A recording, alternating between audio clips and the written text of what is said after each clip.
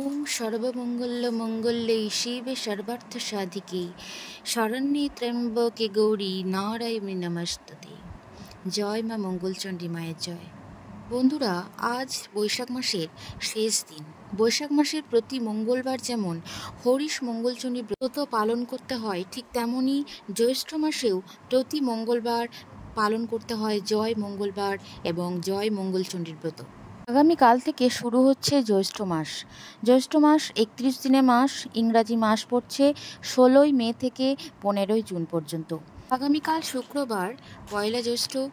এই পয়লা জ্যৈষ্ঠ থেকে জ্যৈষ্ঠ মাসের সংক্রান্তি পর্যন্ত যতগুলো মঙ্গলবার পড়বে, প্রত্যেকটি মঙ্গলবারে পালন করতে হবে জয় মঙ্গলচণ্ডীর ব্রত।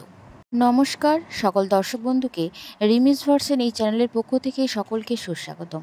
আশা করছি ঈশ্বরের কৃপায় আপনারা সকলেই ভালো আছেন, সুস্থ আছেন।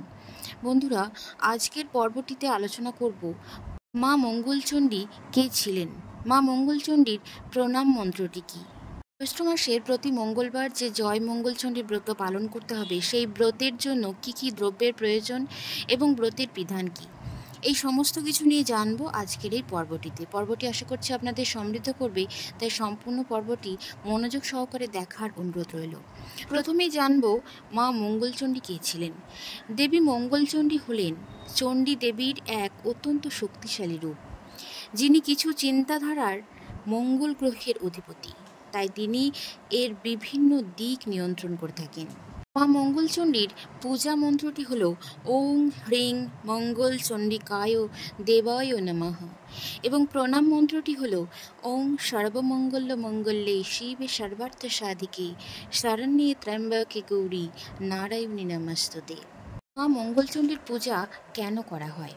জ্যৈষ্ঠ মাসের প্রতি মঙ্গলবার মা মঙ্গলচণ্ডীর আরাধনা করা হয়, তাই এই ব্রতের নাম মঙ্গলচণ্ডী ব্রত।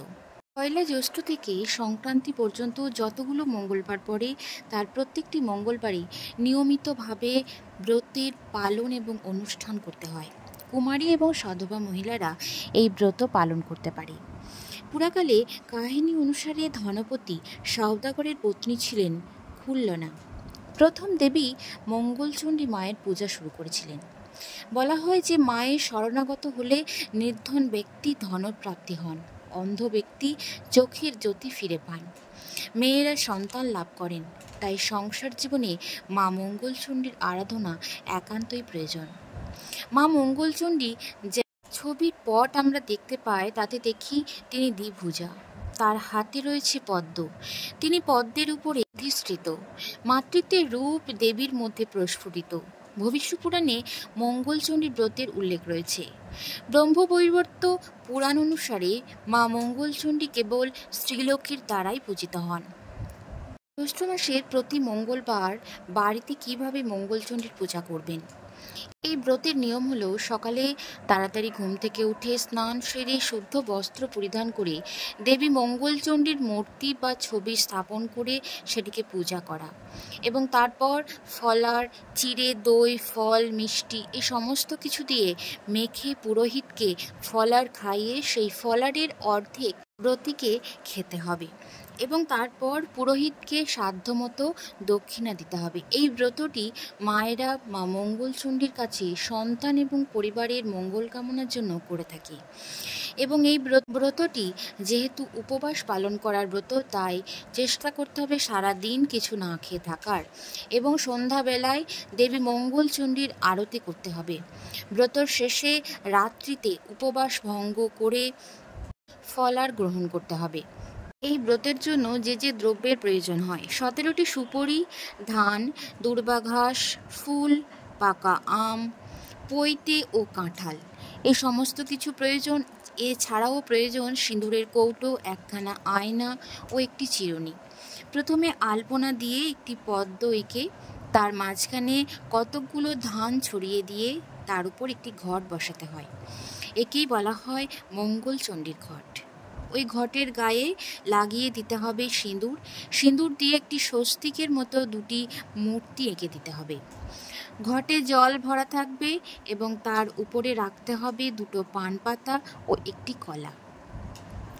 ঘটের পাশে রাখতে হবে একটি ভাড়া ওই সময় সাধারণত যেসব ফল পাওয়া যায় তা দিয়েই ভাড়াটা তৈরি করতে হবে। অর্থাৎ জ্যৈষ্ঠ মাসে যে সকল ফল পাওয়া যায় বাজারে সে সমস্ত ফল দিয়ে সেই ভাড়াটাকে সুন্দরভাবে তৈরি করে নিতে হবে।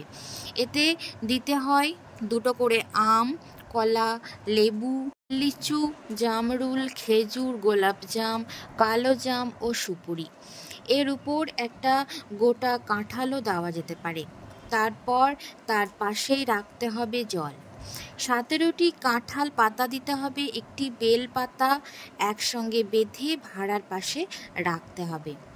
17 গাছা দুব্বা ঘাস নিতে হবে এবং একটা কলার ঠেলায় পুড়ে তার কাছে রাখতে হবে।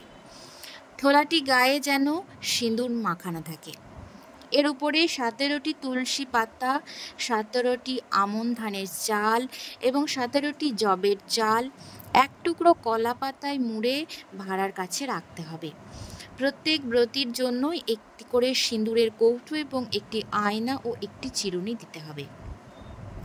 আর পুরোহিত পুজো করবেন প্রত্যেকের নামে সংকল্প করে। পুজোয় সাধ্যমতো ফল, মূল ও নৈবেদ্য দিতে হবে। পুজোর শেষে কলার ঠোলায় পোড়া ধান ও যবের চাল, তুলসী পাতা কলার সঙ্গে ভালো করে মেখে নিয়ে গিলে খেতে হবে। এইগুলো গিলবার সময় সাবধান হয়ে গিলতে হবে যাতে সেগুলো যেন দাঁতে ঠেকে না যায়। এটাকে গ্রাম বাংলায় বলে থাকে গদ। এই সম্পূর্ণ গদকে 3 ভাগ করে 3 বারে সমস্তটা খেয়ে নেওয়াটাই হলো এই মঙ্গলচণ্ডী পূজার বিধি। ব্রতীরা দিনের বেলা ফল মূল এবং রাত্রিতে লুচি খেতে পারে, কিংবা দিনের বেলায় লুচি ও রাত্রিতে ফলমূলও খাওয়া যেতে পারে। তবে যারা মনে করবেন যে সারাদিন উপবাস থেকে রাত্রিতে উপবাস ভঙ্গ করে তারপর খাবেন, তাহলে সেটাও করতে পারেন। এবং পূজার শেষে অবশ্যই ব্রতকথা পাঠ করবেন। যদি পাঠ করা সম্ভব না হয় তাহলে শ্রবণ করবেন এবং তারপর আরও একবার মা মঙ্গলচণ্ডীর প্রণাম মন্ত্রটি স্মরণ করে নেবেন। ওং সর্বমঙ্গল্য মঙ্গল্যে শিবে সর্বার্থ সাধিকে শরণ্যে ত্র্যম্বকে গৌরী নারায়ণী নমস্তুতে। মন্ত্রটি বলে প্রণাম করে আশীর্বাদ গ্রহণ করবেন মা মঙ্গলচণ্ডীর কাছে। বন্ধুরা, পর্বটি আজ এই পর্যন্তই ছিল। জয় মা মঙ্গলচণ্ডী মায়ের জয়।